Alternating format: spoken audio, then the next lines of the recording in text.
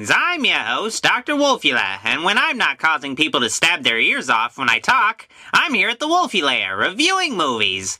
If telling people what happened in a movie can count as a review. If you haven't seen it for some reason, American Psycho is definitely worth a watch. It's a pretty interesting look into the mind of a quirky, yuppie serial killer played by Christian Bale. Since the film takes place from the perspective of a lunatic, it's left ambiguous as to how much of the events in American Psycho actually happen. Again, worth a watch, and maybe even a read, too. I didn't read the book. I don't know. The film I'm reviewing for this particular video is only related to American Psycho in name only. It's American Psycho 2, All-American Girl, the direct-to-video sequel starring Mila Kunis and William Shatner. An all-star cast right here, folks. This film in particular wasn't intended to be an American Psycho sequel originally, but Lionsgate needed money, so the studio slightly altered a script to make a sequel to one of their few hit movies at the time. You know, it totally makes sense to have a sequel to tell the story of a female counterpart to Christian Bale's character, but Mila Kunis?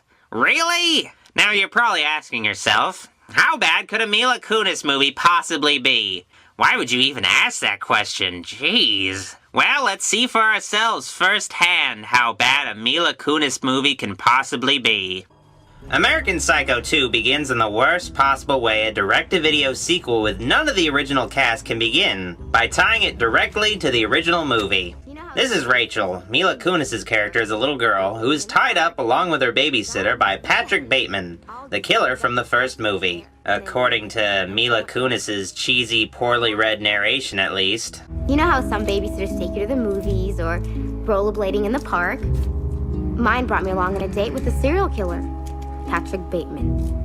Not my idea of a romantic evening. Of course, Christian Bale is an actual celebrity, so he's not gonna cameo for even 1 minute of a Mila Kunis movie. Instead, Patrick Bateman's face just isn't shown, which is a total cop-out. Patrick must not be good at the whole killing people thing, because this little kid breaks out of her restraints while he's distracted by murdering the babysitter. Then this child kills Patrick effortlessly. And it changed my life forever. Take that, fans of the first movie. She probably just made up this whole story just to look cool. Then Rachel casually leaves the apartment. Thought I heard a crash. Yes, everything's fine, thanks.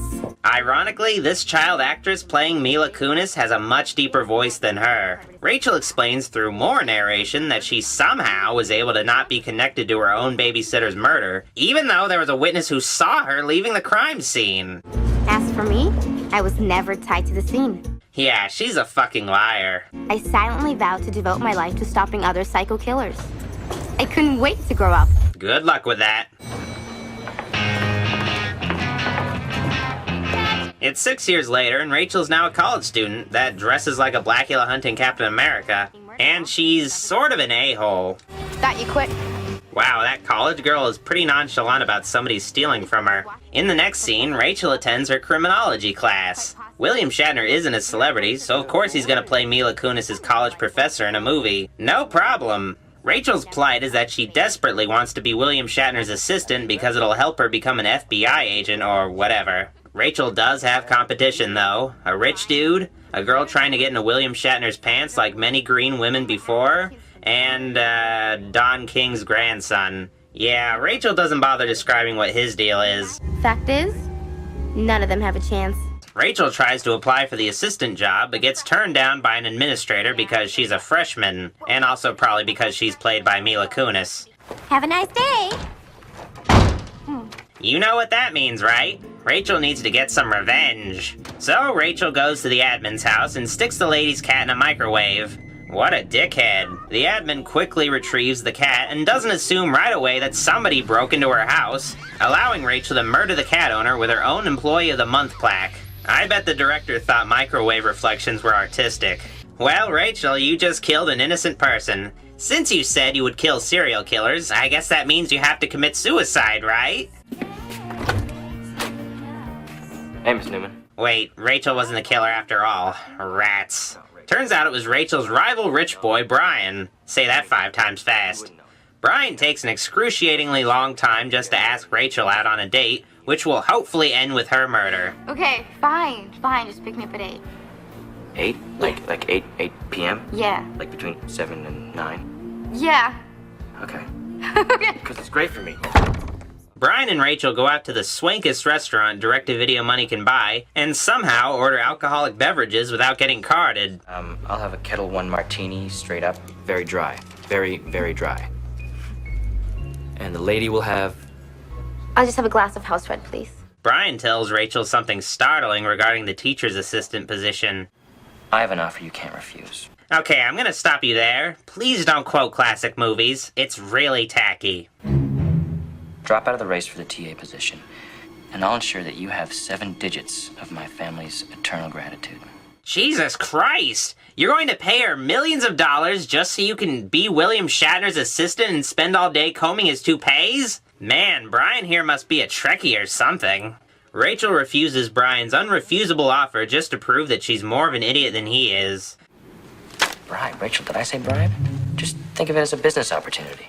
Rachel and Brian are wasted now in the dorm hallway, acting quirky, wacky, irreverent, and other words to describe an indie comedy. Things start to get hot and heavy, so Rachel takes the initiative. I think what we're seeing right now is hidden camera footage in Mila's dressing room. The games can't begin, though, because Brian doesn't have any condom on him, so Rachel heads out to retrieve some, leaving Brian alone to paw through her killing implements. The fuck? Rachel returns with a condom and wraps it around Brian's head, just not the head he was expecting.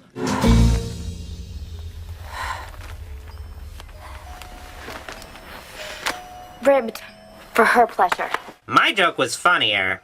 After the murder, Rachel goes jogging and looks at stuff. Pointless, really. I'm pretty sure this scene is only here so they can put the shitty song that's playing somewhere in the movie.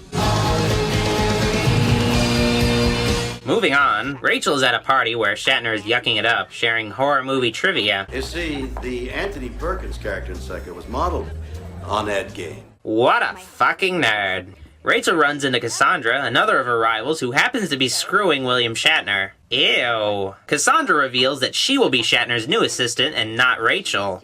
See a pattern, right? Rachel kills Cassandra and makes it look like a suicide. That guarantees Rachel all A's for the semester. Yeah! Only one rival is left to get rid of, Keith, the brainy Don King lookalike. So, Rachel follows Keith to the library where the final murder will occur so she can become an assistant. You know, all the dead people were competing for the same position Rachel was after. It's gonna be an easy conviction. Rachel is about to carry out the final killing in her incredibly flawed master plan. She hesitates though, but not because she's in a public place. No, it's because Keith is doodling his own planned murders. Since Keith is actually into murder, Rachel could probably pin her killings on him. She isn't smart though, and proceeds to get all stabby. A girl's gotta do what a girl's gotta do. Meanwhile, Shatner checks in on his main squeeze, Cassandra, who recently had the life squeezed out of her. So he just carries on with his business as usual. Shatner's assistant arrives to class the next day just to inform everybody that there will be no new assistant chosen. Have a great spring break. William Shatner is officially on vacation, so Rachel can't receive her coveted assistant position. This makes the first half of the movie kind of pointless. I mean, it was already pretty pointless, but even more so now.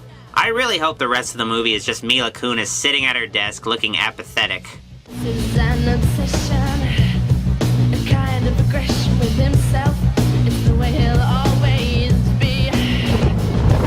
Unfortunately, there's more stuff that has to happen. Rachel trespasses into Shatner's office and seduces the poor man into giving up the coveted assistant job she so rightfully deserves. This leads to some of the worst acting of William Shatner's entire career. What's going on here? Bobby, what's wrong? Don't fuck with me. That necklace. And Cassandra's dress. Okay, Shatner's playing what should be fear at the sight of Rachel wearing Cassandra's dress and necklace as mild concern. I still don't understand why these two are in this movie. Bill tells Rachel to get the fuck out because she's weirding him out, but Rachel has a bombshell to drop first.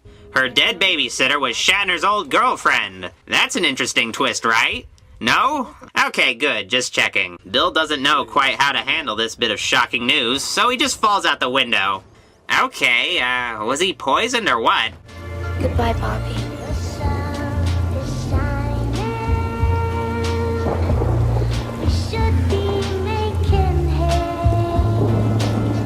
Hope you had a safe trip. Why was there such a huge pause right there?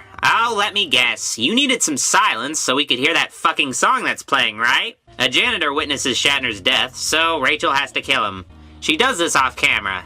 I don't know how she was able to kill this guy with a mop. It's not like she's a superhuman serial killer like Jason Voorhees or something, and so far all of her murders were done while the victims were distracted. Oh, whatever. It doesn't matter, I guess. It's just a fucking shitty movie. I don't know what I'm talking about here. Well, there are no main characters left, so what else could happen in this flick? Actually, there is another character I never mentioned. Rachel's psychiatrist. I didn't mention the guy because he wasn't very important up to this point, but basically he knew Rachel was dangerously insane and didn't do anything about it. Great guy. He looks vaguely like Christopher Nolan, but with a goatee. Rachel sets up an appointment with him later.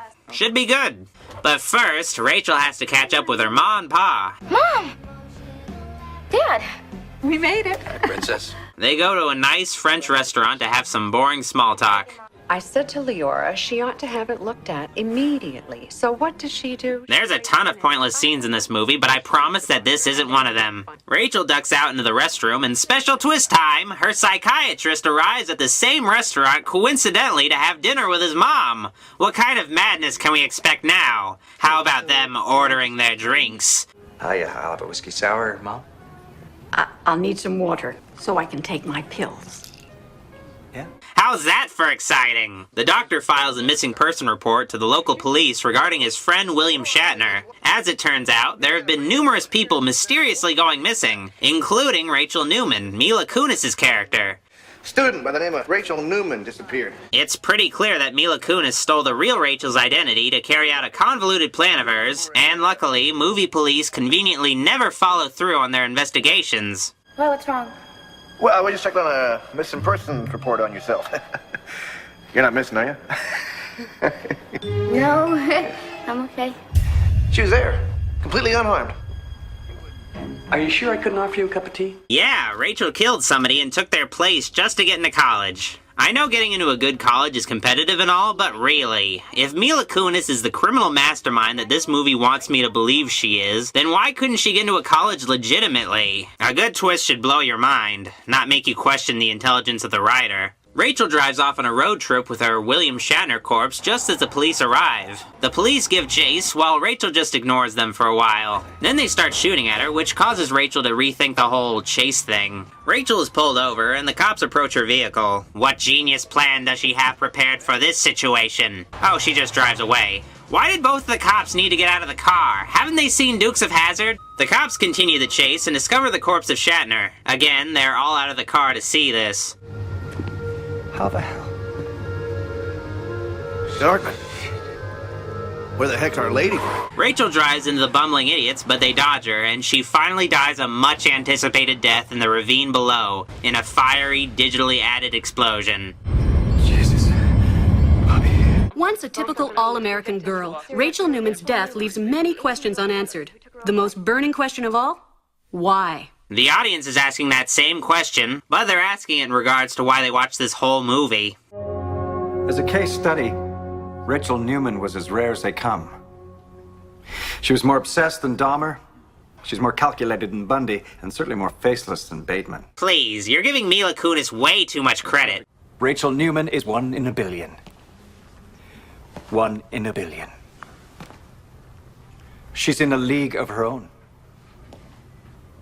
But she will remain a constant and strong reminder that people aren't always what they seem to be. Why are you talking in a Scottish accent now? So, yeah, the doc has written the cliche book about the serial killer that made him famous.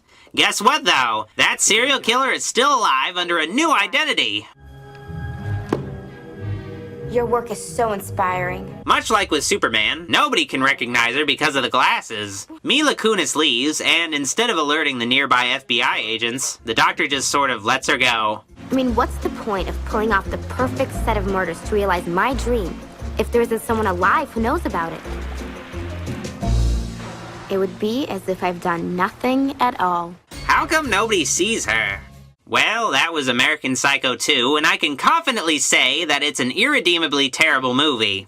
Mila Kunis is incredibly miscast as a mastermind, and her plan doesn't make any sense. The plot of American Psycho 2 is predictable for the most part, except the parts that are too stupid to be real. I can't recommend this movie, even to make fun of among friends. I give American Psycho 2 a Mila Kunis out of Christian Bale. Please buy my t-shirt. They're gonna foreclose on the Wolfula. You gotta help me.